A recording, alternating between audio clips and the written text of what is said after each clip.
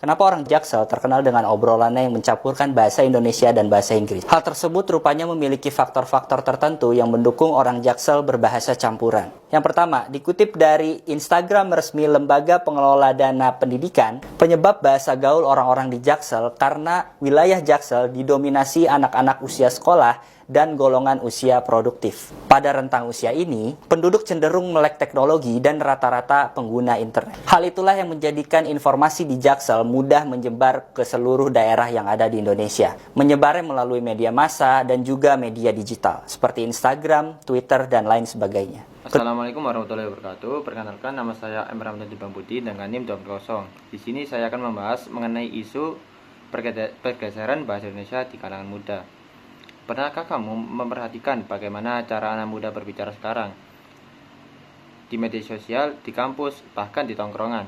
Bahasa yang kita dengar terasa semakin beragam. Ada bahasa Inggris dicampur dengan kalimat dan istilah gaul yang cepat berganti. Dan kadang bahasa Indonesia yang baku mulai terasa asing. Fenomena ini bukan sekedar tren sesaat. Ia adalah cermin dari perubahan besar dalam cara kita berkomunikasi. Dan mungkin dalam cara kita memandang identitas kita sebagai bangsa Indonesia.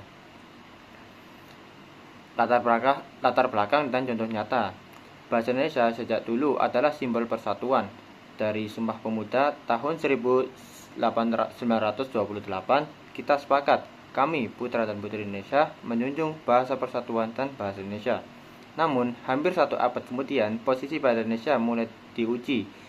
Coba buka media sosial kalian seperti Twitter, Instagram, atau TikTok.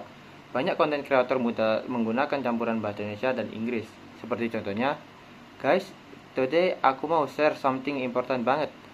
Atau bahkan seluruhnya dalam bahasa Inggris karena dianggap lebih keren, lebih modern, dan lebih global.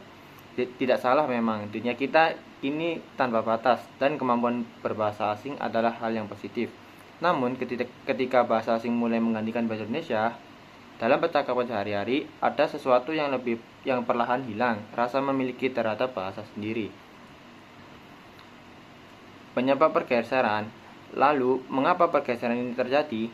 Ada banyak faktor yang saling berkaitan. Pertama, pengaruh globalisasi dan teknologi. Internet dan media sosial membuka akses luas ke budaya global. Bahasa Indonesia menjadi bahasa dunia, bahasa yang digunakan untuk belajar, bekerja, dan bersosialisasi secara internasional. Kedua, gaya hidup dan citra sosial.